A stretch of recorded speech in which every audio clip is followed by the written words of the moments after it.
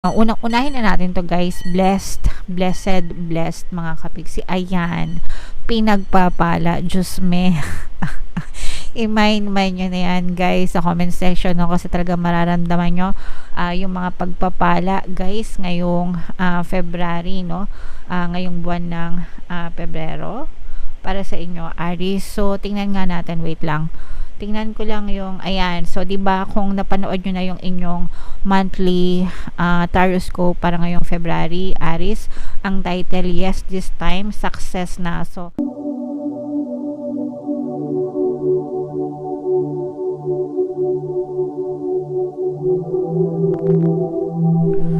hello guys, hello Aries, welcome back to Pinay Pixie Tarot. Ang pamagat ng episode natin for tonight is OOTM, Oracle of the Month para ngayong February para sa Aries, Sun, Moon, Rising, Sign, and Venus. So meron tayong tatlong set ng decks dito guys. Ito yung para sa spiritual messages, life messages, and then ito naman yung para sa love life. Combination guys ng positive and negative energy, general reading lang guys. Pwedeng mag-resonate, pwedeng hindi. Pwedeng mag-resonate yung isa, pwedeng yung iba hindi. So, kung ano na lang yung naka-resonate na message para sa inyo guys, take that message. Comment down below if naka-resonate kayo mga kapiksi. So, unahin natin tong spiritual message para sa inyong Aries. Hope. Wow. Hope is the conduit for miracles, mga kapiksi.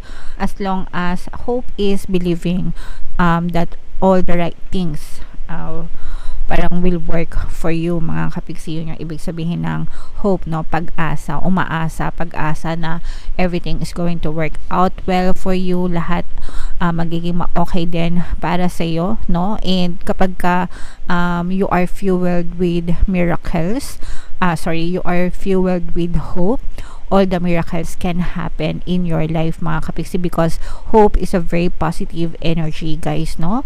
Diba? Faith, hope, love, gratitude, compassion, diba? Patience, lahat yan, those are positive emotions, mga kapiksi. And if you are always vibrating and you are always tuned into these positive emotions, talaga naman na positive din yung ma-experience mo sa iyong buhay, thus miracles, no? Kaya akala natin parang milagro, manifestation, when in fact it's your birthright, mga kapiksi, no? Natural yan na mangyari.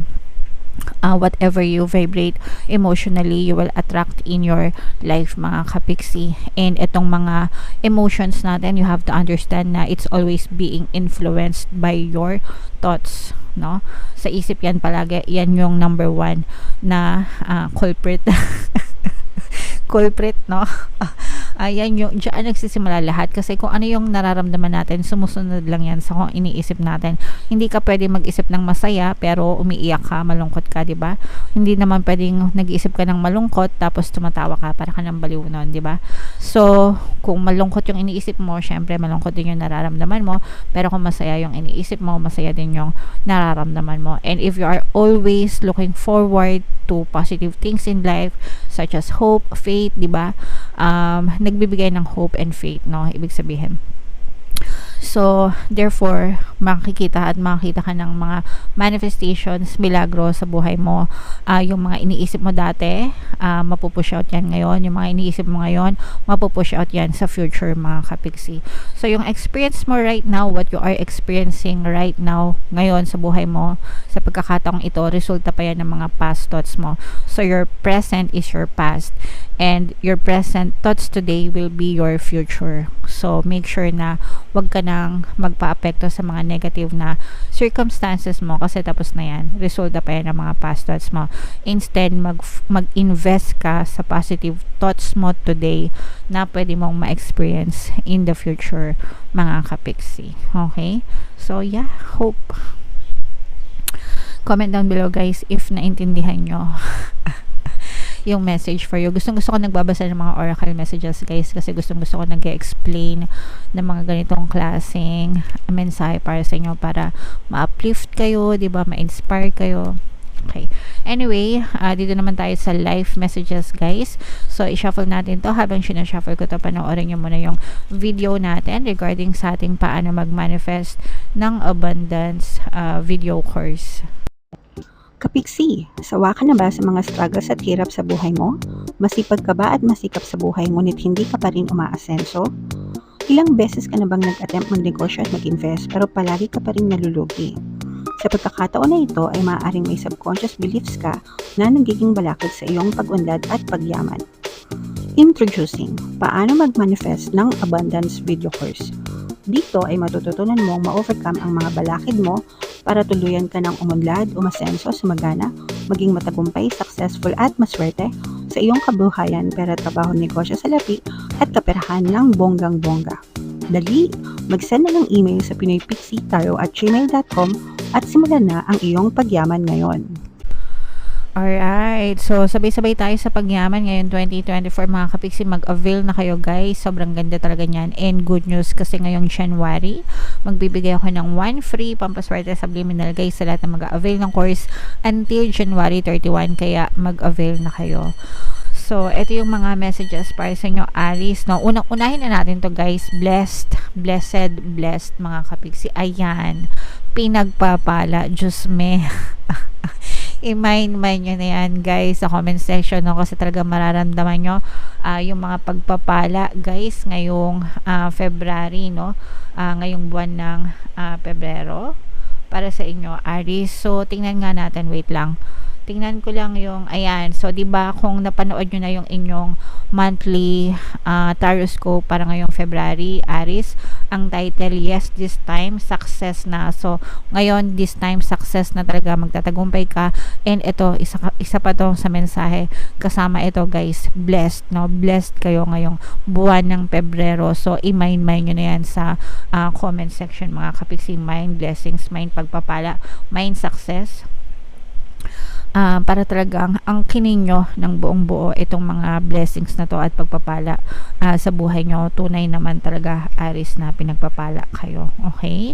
And ito guys, ito yung mga katotohanan, truth be told, na maaaring ma-reveal sa inyo ngayong buwan ng Pebrero. So whether negative or positive, you have to be ready dun sa mga katotohanan na pwede mong matanggap sa iyong buhay. Parang ano to guys, mga sikretong mabubunyag, ganyan, or pwedeng mga magagandang, it's either maganda or pangit na sikreto, but it's also a blessing for you kasi whether maganda or to or pangit ito, at least malalaman mo, 'di ba? Yun yung maganda, yun yung point doon mga kapiksi, at least malalaman mo, at least hindi ka tatanga-tanga, 'di ba, na parang nanguhula or what, at least malalaman mo. So this is both a blessing and a curse, pero this is more on a blessing mga kapiksi. Okay?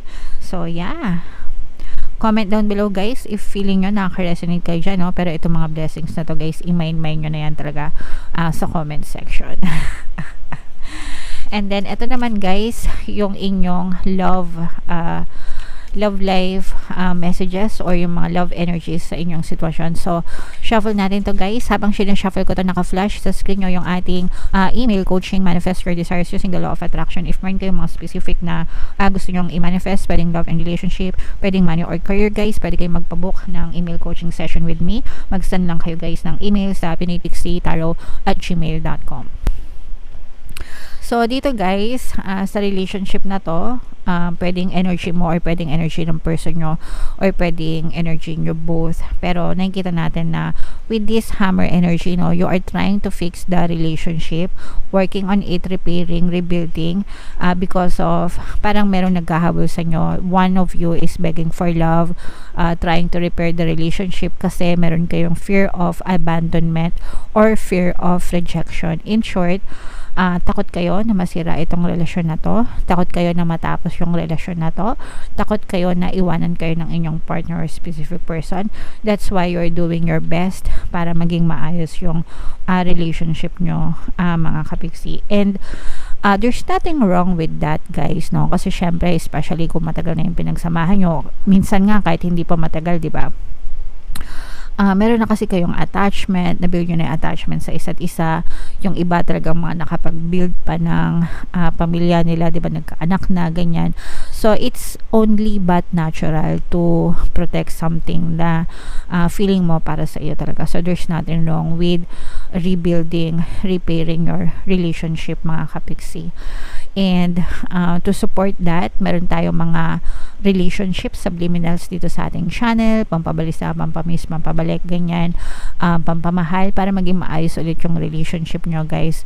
There's nothing wrong with using those as long as gamitin nyo sa mabuting intention at wag makakasira ng ibang relasyon ng ibang tao kasi babalikan kayo ng karma. Pero you have to understand also na you should not lose yourself in the process of rebuilding your relationship. Ibig sabihin, kasi sometimes, puro na lang tayo jowa, puro na lang tayo relasyon, yung sarili natin napapabayaan na natin. Okay? So, put yourself first, mga kapiksi, love yourself.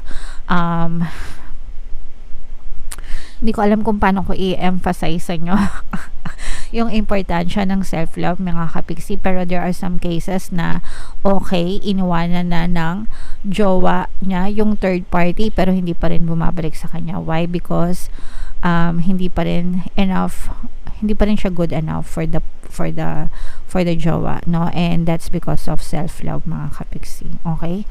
So, yeah, don't beg, don't chase. Ipagdasal nyo, diba? And always work on the best version of yourself, best version ng SP nyo, best version of your relationship. Ayusin nyo yung perception nyo, mga kapiksi, tungkol dun sa relationship nyo para maging maayos yung relationship nyo, guys. Okay? Alright. So, yan ang mga love messages para sa inyo. Comment down below kung naka-resonate kayo dyan. And comment down below din, guys, kung saan kayo naka-resonate dito sa mga messages. Dito ba sa spiritual, dito ba sa love life, or dito ba sa life pala to. Life messages, or dito ba sa love life. Comment down below, mga kapiksi. Okay? And then ito yung ating tawag dito, pampaswerte subliminal, guys, no? Pakinggan nyo na para maging maswerte kayo. And ito naman yung ating success stories ng paano mag-manifest ng abundance video course. Click here to subscribe, guys, and click here to join our membership program. Thank you for liking, sharing, and subscribing. See you again next time. I love you all. Have a nice day. Bye-bye.